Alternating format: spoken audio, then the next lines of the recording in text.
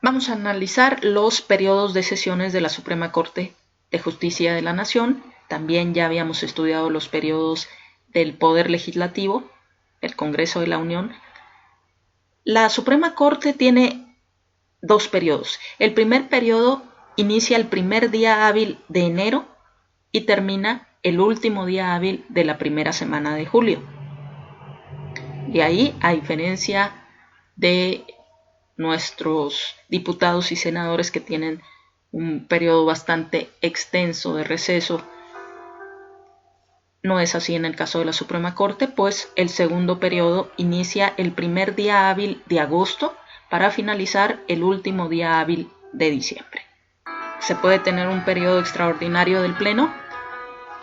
Pues la misma ley nos señala que podrá sesionar incluso en los periodos de receso a solicitud que cualquiera de sus miembros haga al presidente de la Suprema Corte de Justicia de la Nación para que emita la convocatoria. Primero estudiaremos el Pleno. Ya habíamos mencionado en otros videos que el Pleno está integrado por los 11 ministros de la Suprema Corte, que se dividen en dos salas. La primera sala que resuelve los asuntos civiles y penales y que está integrada de 5 ministros, que basta la presencia de 4 para sesionar. En el caso de la segunda sala, resuelve los asuntos laborales y administrativos, también igualmente integrada por 5 ministros y requiere de la presencia de 4 para sesionar. Decíamos también que el presidente de la Suprema Corte de Justicia no integra sala, pero a la hora que se reúne el Pleno, pues lógicamente preside el Pleno.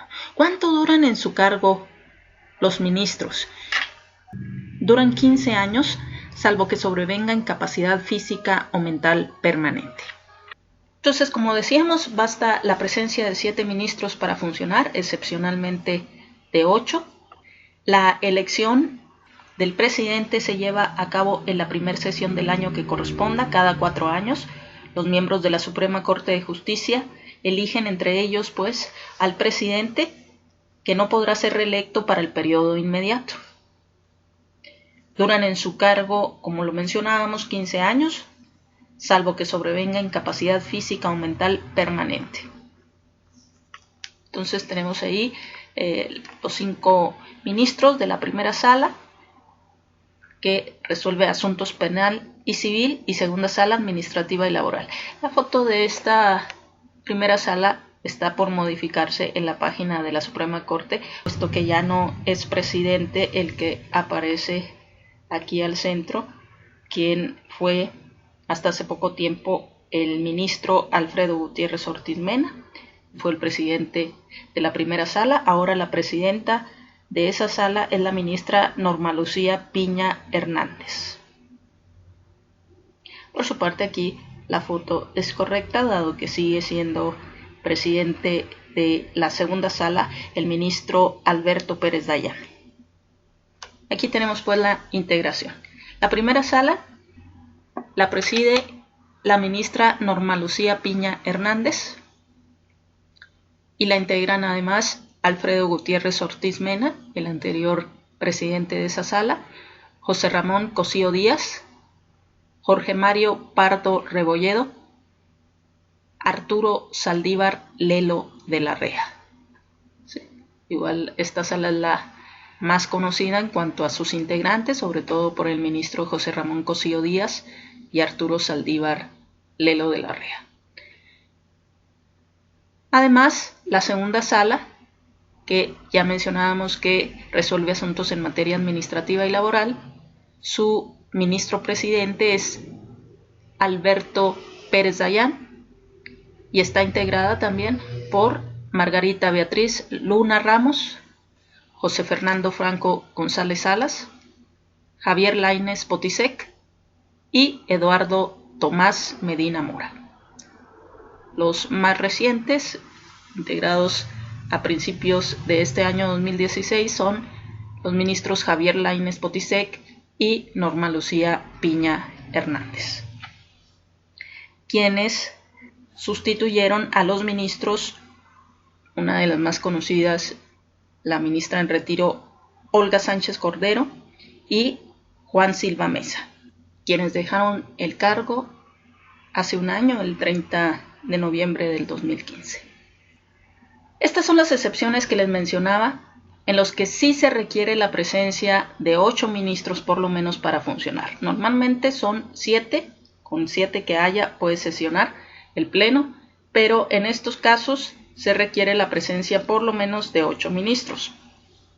Los proporciona el artículo 105 constitucional, fracción primera, penúltimo párrafo, que se refiere a las controversias constitucionales.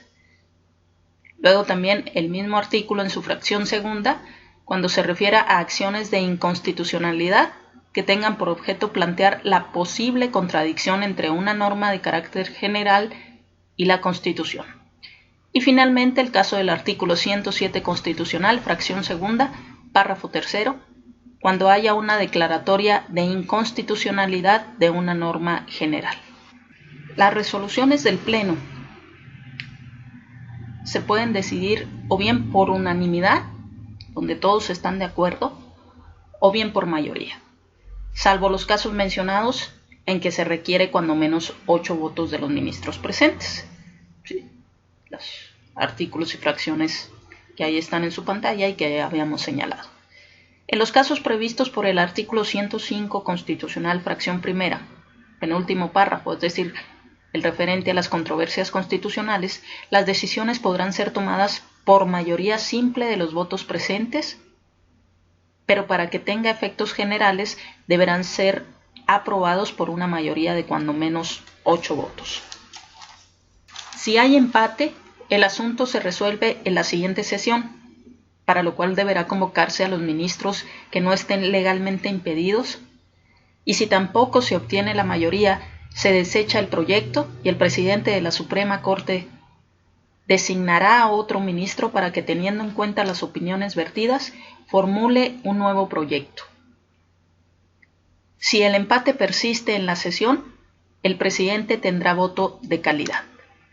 ¿Qué es un voto particular? También esto es muy importante que ustedes vayan agregando toda esta información porque viene precisamente en lo que es la jurisprudencia, nos dice qué ministros votaron a favor, quiénes votaron en contra, quién tuvo voto particular. ¿Qué es el voto particular?